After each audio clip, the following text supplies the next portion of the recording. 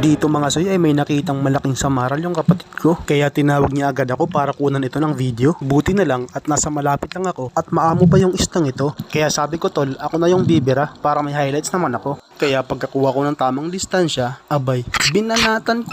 Agoy pusoy! Ayos! At medyo good size na rin ang samaral na to. Grabe yung pagkakatama na rin dito mga soy. Tagos hanggang bunganga ng isda. At dito ay may nakita tayong pinsan daw ng kambing sa dagat. Salmonete ang tawag namin dito. Masarap ito sa paksiw mga soy. Hala, nagloko na naman ang camera natin. Kaya napadpad tayo sa bahura ng mga alien. Anong tawag yung sa isdang ito mga soy? Para kasi silang mga isdang tuyo na lumalangoy. Nagulat tayo dito mga soy.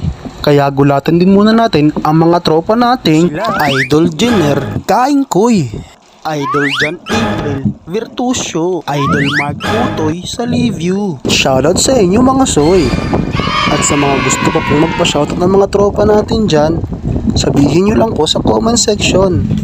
At sa susunod na video, kayo naman po ang i-shoutout natin.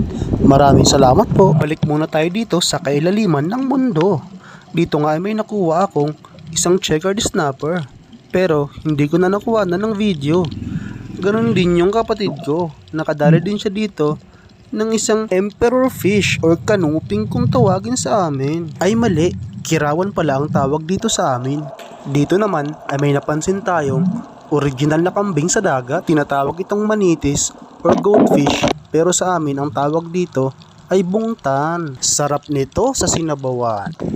Dito naman ay may nakita tayong hitong dagat or iitok kung tawagin sa amin. Bibidyoan ko lang sana kaya lang nakalapit. At dito pag silip natin ay may nakita tayong buntot. Kaya nung biglang gumalaw ay binanatan ko na. Kahit di talaga ako sigurado kung malaki or maliit. Basta sa vision ko ay talagang pwede na tong patamaan. Kaya yun, binanatan ko na dito mga sir. At syempre, hindi mawawala sa special shoutout natin si Madam Idol Maureen de la Cruz Carcusia. At binalikan ko na nga ito mga soy sa pagkakapana. Chinek ko ng magi kung talagang napulsahan ba natin or hindi. Habang ginagalaw-galaw ko yung shaft natin, yun, buti na lang sumabay yung isda. At hindi naman tayo nabigo sa pagkakapana. Okay na rin to mga soy, isang checkered snapper pala to. Pwede na kahit papano. Pandagdag na rin to sa mga sasabawan natin mamaya. So yun mga soy, ito lang talaga yung mga may video natin. Yung iba kasi nating huli, hindi natin nakuha na ng maayos. Palambing naman mga soy. Kung hindi naman ho nakakaabala sa inyo ang pagnood sa mga ganitong klaseng content, ang inyo pong pag-react or pag-comment ay malaking tulong na po para mas mapalago pa po natin ang ating munting page. Maraming salamat po mga soy.